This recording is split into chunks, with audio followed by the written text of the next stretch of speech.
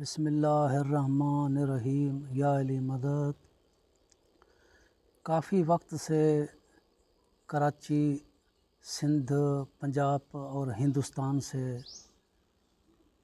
دوستوں کی یہ فرمائشیں ہوتی رہتی ہیں کہ بابا جی آپ نعت علی کا نقش بتائیں۔ دیکھیں کہ میں نے کبھی بھی غلط چیز یا ادھوری چیز نہیں دی ہے۔ میں نقش تو بتا دوں اور بتاتا بھی ہوں، مگر نعت علی کا نقش ہو یا کسی بھی آیات یا سورہ مبارکہ کا نقش ہو تو اس نقش کے لیے شرائط ہوتے ہیں۔ اگر ان شرائط کی پابندی نہیں کی گئی تو عامل پر رجت ہو سکتی ہے جو نقش لکھنے والا ہے، اور جس سائل کو نقش دیا جا رہا ہے اس کا فائدے کے بجائے الٹا نقصان ہو سکتا ہے۔ اس لیے میں سب سے پہلے آپ کو ان باتوں سے آگاہ کرنا چاہتا ہوں کہ نقش لکھنے کے جو شرائط ہیں ان کی اگر پابندی کی گئی تو عامل رجت سے بچ جائے گا، اور جو سائل ہے اس کا بھی فائدہ ہو جائے گا، نقصان سے بچ جائے گا۔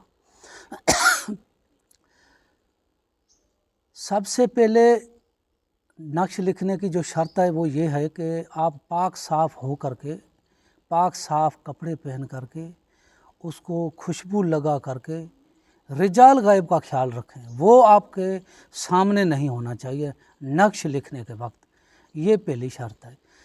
دوسری شرط یہ ہے کہ آپ اپنا حصار کریں۔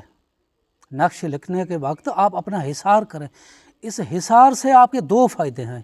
پہلا فائدہ یہ ہے کہ آپ کے نقش پر کسی شیاطین کی نظر نہیں پڑے گی، اور دوسری بات تو اگر خدا نخواستہ نقش لکھنے میں آپ سے کوئی غلطی ہو گئی تو آپ رجت کا شکار نہیں ہوں گے، اس سے بھی آپ کا جو حفاظت ہو جائے گی۔ یہ حصار کے لیے آپ کے دو فائدے ہیں۔ اور تیسرا جو مثلاً اگر محبت کے لیے نقش ہے تو اس کو آپ زہرہ یا مشتری کے ساتھ میں لکھنا ہے، اور جمعرات یا جمعہ کے دن، یہ بات یاد رکھیں۔ اگر محبت کے لیے نقش ہے تو جمعرات کے دن یا جمعہ کے دن لکھنا ہے، یا زہرہ کی سائت ہو یا مشتری کی سائت ہو۔ اور محبت کے نقش لکھنے وقت منہ میں میٹھی چیز لیں، اور تصور یہ رکھیں، جو آپ کا مقصد ہے وہ تصور رکھیں، بیچ میں کسے بولنا نہیں ہے۔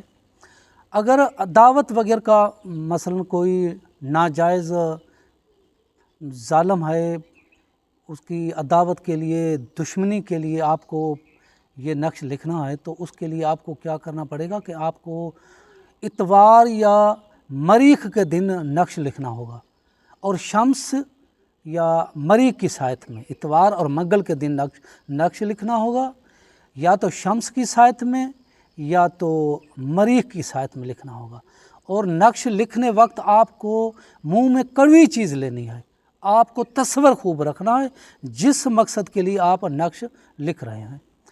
اور اگر شفا کے لیے نقش لکھنا ہے تو آپ کسی سعد سیارے کے شرف میں لکھیں تو بہتر ہے، یا تو بہتر تو یہ ہے کہ آپ بدھ کے دن عطارد کی سائت میں نقش لکھیں، اور آپ منہ میں کوئی مثلا شہد وغیرہ ایسی چیز لیں شفا کے لیے جو نقش لکھنے کی یہ شرائط ہے۔ اور اس کے بعد آپ کو کیا کرنا ہے کہ جس سیارے کی سائت میں آپ نقش لکھ رہے ہیں، پھر چاہے وہ محبت کے لیے نقش ہے، دشمن کے لیے جو ظالم دشمن ہے اس کے لیے نقش لکھ رہے ہیں، یا شفا کے لیے نقش لکھ رہے ہیں، آپ دیکھیں کہ گویا اس وقت کس سیارے کی سائت ہیں، اس سیارے کی بخورات جلائیں نقش لکھنے کے بعد وقت۔ یہ پانچویں شرط ہوئی۔ اور چھٹی جو شرط ہے وہ یہ ہے کہ نقش لکھنے کے وقت کسی سے بات نہیں کرنی ہے۔ اور پہلے آپ دیکھیں کہ یہ ضروری ہے، اس بات کا آپ خیال رکھیں کہ نقش لکھنے کے وقت آپ سب سے پہلے اوپر سے نیچے لکیریں کھینچیں۔ یہ جو میں نے کھینچے اوپر سے نیچے، پہلے یہ لکیر کھینچے، پھر بعد میں یہ، پھر یہ، پھر یہ، یہ لکیریں جب مکمل ہو جائیں پھر آپ کو کیا کرنا ہے، پھر آپ کو دائیں سے بائیں، اوپر سے دائیں سے بائیں یہ لکیریں کھینچنی ہے، یہ لکیریں کھینچنی۔ اس کے بعد آپ کو کیا کرنا ہے، اس کے بعد آپ کو سب سے پہلے نقش کے اوپر 786 یہ لکھنا ہے۔ اس کے بعد آپ کو کیا کرنا ہے، 4 نقش کے 4 کونوں پر موکل کے نام لکھنے ہیں۔ اگر کوئی عبارت وغیرہ ہے کسی نقش میں ہوتی ہے تو پھر وہ عبارت لکھنی ہے۔ اس کے بعد آپ کو چال سے نقش بھرنا ہے۔ ایسے نہیں ہے کچھ لوگ بغیر چال کے نقش بھرنا شروع کرتے ہیں، یہ سب سے بڑی غلطی ہے۔ یہ بادی چال ہے، میں نے آپ کے لیے لکھی، دیکھیں کہ اگر آپ کو بادی چال کا مثلا نقش لکھنا ہے تو سب سے پہلے آپ کو پہلے خانے سے شروع کرنا ہے، یہ اس کا پہلا خانہ ہے یہ۔ اس کے بعد جو اعداد آپ کو لکھنے ہیں، دوسرا خانہ اس کا جو ہے وہ یہ ہے، دوسرا خانہ، پھر تیسرا، پھر چوتھا، پھر پانچواں، ایسے چال سے نقش بھریں، یہ ضروری ہے۔ یہ دیکھیں یہ نقش کی چال ہے، 1 2 3 4 ایسے، یہ اوپر چال ہے، یہ نقش ہے۔ آپ ترتیب وار جہاں پہلا ہندسہ لکھا ہوا ہے آپ کو وہاں نقش کے جو تقسیم عدد ہیں وہاں لکھنے ہیں، پھر دوسرے خانے میں، پھر تیسرے خانے میں، پھر چوتھے خانے میں، ایسے چال سے نقش بھرنا ہے۔ اور نقش بھرنے کے بعد پہلے اوپر سے نیچے سیدھی لکیریں کھینچیں۔ یہ بات یاد رکھیں کہ نقش مثلث ہو یا نقش مربع ہو یا نقش مخمس ہو، یعنی کہ 3 خانوں والا نقش، 4 خانوں والا نقش، 5 خانوں والا نقش، کوئی بھی نقش ہو، ہر نقش کی 4 چالیں ہوتی ہیں، اور انسان میں پائی جانے والی طبیعتیں یا مزاج بھی 4 ہوتے ہیں۔ اس بات کا آپ کو خیال رکھنا ہے کہ جو آنے والا سائل ہے جس کو آپ نقش دے رہے ہیں، سب سے پہلے آپ دیکھیں کہ اس کی طبیعت کیا ہے، اس کو اس کی طبیعت کے مطابق نقش دیا جائے، ورنہ فائدے کے بجائے نقصان ہوگا، لینے کے دینے پڑ جائیں گے۔ مثلاً اگر آپ کے پاس کوئی سائل آیا ہے نقش لینے کے لیے، اس کی طبیعت آتشی ہے تو آپ کو اس کو بادی طبیعت والا جو چال والا نقش دینا ہے۔ اگر آپ کے پاس جو بندہ آیا ہے اس کی طبیعت بادی ہے تو آپ کو آتشی چال والا نقش دینا ہے۔ اگر کوئی آپ کے پاس آیا ہے اس کی طبیعت خاکی ہے تو آپ کو آبی چال والا نقش دینا ہے۔ اگر آپ کے پاس جو بندہ آیا ہے اس کی طبیعت آبی ہے تو آپ اس کو خاکی چال والا نقش دیں۔ اس بات کا احتیاط ضرور کریں۔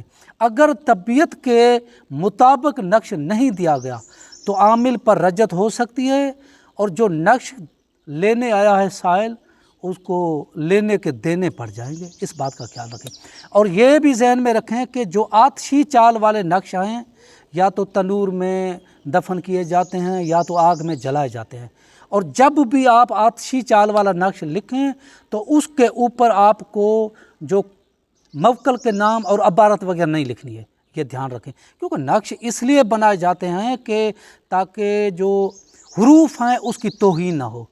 نقش آپ اعداد جلا سکتے ہیں مگر آپ حروف نہیں جلا سکتے، کبھی بھی ملفوظی نقش کو جلایا نہیں جاتا، یہ بات یاد رکھنا۔ ہاں جو اعداد ہے والا نقش ہے یہ آتشی آپ دے سکتے ہیں مگر اس کے کونوں پر موکل کے نام نہیں ہونا چاہیے، یہ بات ذہن میں رکھیں۔ جو آتشی نقش آپ جس کو دیں تو آتشی نقش جلائے جاتے ہیں یا تو تنور میں دفن کیے جاتے ہیں یا تو انڈے پر لکھ کر کے وہ انڈے کو آگ کے قریب دفن کیا جاتا ہے تاکہ اس کو حرارت لگے۔ اور دوسری بات ذہن میں رکھیں کہ جو بادی نقش ہے وہ گلے میں پہننے کے لیے دیا جاتا ہے یا تو درخت میں لٹکانے کے لیے دیا جاتا ہے۔ اگر خاکی طبیعت والا بندہ آپ کے پاس آیا ہے تو وہ خاکی طبیعت والے کے جو نقش ہیں وہ یا تو چوکٹ پہ دفن کیے جاتے ہیں یا تو راستوں پہ دفن کیے جاتے ہیں، یہ خاکی طبیعت والے۔ اور جو آبی طبیعت والے بندے کا نقش ہے وہ یا تو آٹے میں گولیاں بنا کر کے دریا میں بہائے جاتے ہیں تاکہ اس کو مچھلیاں وغیرہ کھائیں، یا تو وہ نقش پلایا جاتا ہے۔ اب پھر سنیں، آتشی طبیعت والا نقش آگ میں جلایا جاتا ہے، بادی طبیعت والا نقش गले में या दरख्त में बांधा जाता है। आबी तबीयत वाला नक्श या तो दरिया में, नहर वगैरह में बहाया जाता है या तो पिलाया जाता है, और खाकी तबीयत वाले नक्श दफन किए जाते हैं। ये बात आप जहन में रखें। अगर साइल की तबीयत आतिशी है तो उसको कभी भी आप आबी तबीयत वाला नक्श मत दें और उसको खाकी तबीयत वाला नक्श मत दें। ये बात जहन में रखें। ये बात भी याद रहे कि मसलन आप मोहब्बत के लिए नक्श लिखा है तो उसके नीचे जो है आपको मकसद ज़रूर लिखना है, क्योंकि जो नक्श के जिस चीज़ का आप नक्श लिख रहे हैं मवक्कल को पता चले कि आपने ये नक्श किस मकसद के लिए लिखा है। मसलन आपने नक्श लिखा है मोहब्बत के लिए, तो उसके नीचे आपको लिखना है अल हुब फुलां इब्ने फुलां, अल्लाह हुब फुलां इब्ने फुलां, ये ज़रूर लिखना है। उसके बाद अल्लाह हुब के बाद जो है पहले मतलूब और उसकी वालदा का नाम, उसके बाद तालब और उसकी वालदा का नाम लिखना है। ये नक्श के नीचे लिखना है। अगर अदावत के लिए नक्श है तो उसके लिए आपको अपना मकसद लिखना पड़ेगा कि मेरा नक्श लिखने का ये मकसद है। और अगर शफा के लिए नक्श है तो आप मरीज़ का नाम, उसका जो मर्ज़ है उसका नाम ज़रूर लिखें। ये बात सहन में रखें।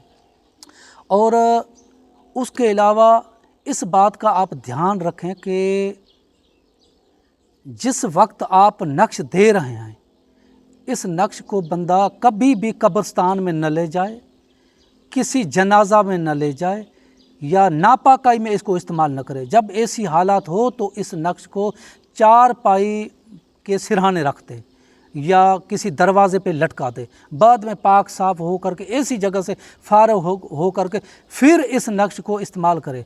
अगर आप ऐसा नक्श कब्रिस्तान में ले गए तो उसकी बरकत निकल जाएगी। आप जनाजे में ले गए तो उस नक्श की बरकत निकल जाएगी। अगर आप नापाकाई में इस नक्श को इस्तेमाल किया तो उस नक्श की बरकत निकल जाएगी। ये बात आप जहन में रखें। और अक्सर ये शिकायत सुनने में आई है, लोग कहते हैं कि यार बहुत से हमने तावीज़ करवाए, नक्श करवाए, कोई फ़ायदा नहीं हुआ, ये नक्श, ये तावीज़ात, ये सब फराड है। भाई देखें कि आपने जिस बंदे से नक्श लिया है उसको औकात का पता नहीं है, कि सायद का पता नहीं है, उसको आने वाले साइल की बंदे की तबीयत का पता नहीं है, उसको सारे की बखूरात का पता नहीं है, उसको नक्श लिखने के जितने भी शरात हैं किस शे का पता भी नहीं है। खाक फ़ायदा होगा। वो तो सारे लकीर के फ़कीर बैठे हैं, हमने देखे हैं किताबों में जो नक्श लिखा है वो लिख के देते हैं, लोगों से कचहरी भी कर रहे हैं और नक्श भी लिख रहे हैं। खाक फ़ायदा होगा। न रिजाल गैब का ख्याल रखते हैं, न पाकाई का ख्याल रखते हैं, न औकात का ख्याल रखते हैं, न बखूरात का ख्याल रखते हैं, न तबीयत का ख्याल रखते हैं। भाई किताबों में आज कल आतशी तबीयत वाले नक्श मिलते हैं। आप देखें, मैं चैलेंज करता हूं कि नक्श मुखमस की 4 चालें मुझे किसी किताब में दिखाओ, मैं उस बंदे को सलाम करूंगा। किसी भी किताब में नक्श मुखमस की 4 चालें नहीं हैं।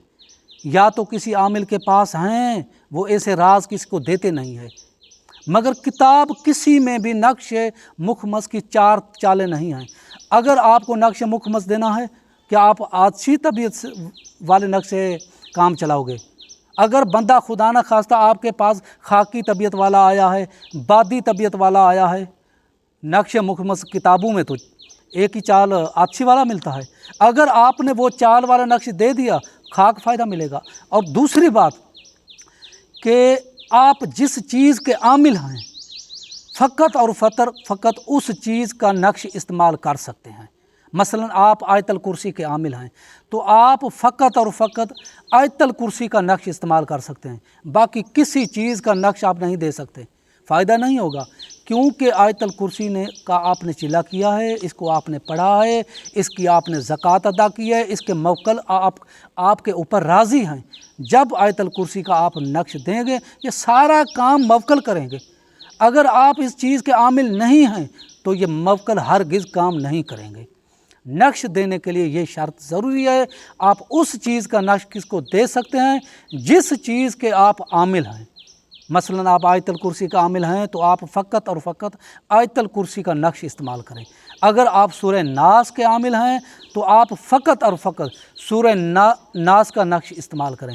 اگر آپ نعت علی کے عامل ہیں تو آپ فقط اور فقط نعت علی کا نقش ہی استعمال کر سکتے ہیں۔ یہ بات ذہن میں رہے۔ اور دیکھیں کہ میں یہ نعت علی کا نقش جو اکثر فرمائش ہوتی رہی کہ بابا جی نعت علی کا نقش بتائیں، یہ نعت علی کا نقش ہے جو میں نے بنایا ہے، آپ کو ہدیہ کر رہا ہوں۔ اور اس کو چال کے مطابق لکھا جائے۔ دیکھیں یہ بادی چال والا نقش ہے، یہ بات ذہن میں رہے۔ اس کی یہ جو چال ہے اوپر، یہ نقش ہے، اوپر اس کی چال ہے، یہ چال، یہ بادی چال ہے، یہ نقش ہے بادی چال کا۔ اور یہ فقط اور فقط باندھنے کے لیے دے سکتے ہیں، گلے میں باندھنے کے لیے۔ یہ آپ کسی کو بھی پلانے کے لیے نہیں دے سکتے، یہ آپ دفن کرنے کے لیے نہیں دے سکتے، یہ آپ آگ میں جلانے کے لیے نہیں دے سکتے۔ اگر آپ کسی کو پلانے کے لیے یہ جو نعت علی کا نقش دیتے ہیں تو پھر آپ کو آبی چال سے بنانا پڑے گا۔ وہ تو آپ کے پاس ضرور آبی چال ہوگی، کیونکہ نقش مربع کی جو 4 چالیں وہ تو عام ہیں، کتابوں میں مل جاتی ہیں۔ ٹھیک ہے، یہ نقش نعت علی کا جو میں نے آپ کو دکھایا ہے، پھر سے دیکھیں، اوپر سے اس کی چال ہے، یہ نعت علی کا نقش ہے۔ ٹھیک، یہ میں نے آپ کو ہدیہ طور دیا۔ یہ بات ذہن میں رکھیں کہ جو بھی عامل جس چیز کا عامل ہے، اس چیز کے نقش کی اگر کسی کو اجازت دیتا ہے، وہ بالکل نقش اس کو فائدہ دے گا، وہ بندوں کو دوسروں کو دے سکتا ہے۔ اگر عامل اس چیز کی اجازت نہیں دیتا تو پھر آپ کو خود ہی اس چیز کا عمل کرنا پڑے گا، زکوٰۃ ادا کرنی پڑے گی۔ اس لیے میں اس نعت علی کے نقش کا عامل ہوں، میں آپ کو دل سے اس نعت علی کے نقش کی اجازت دیتا ہوں، مگر جائز کام کے لیے، جائز محبت کے لیے آپ استعمال کر سکتے ہیں۔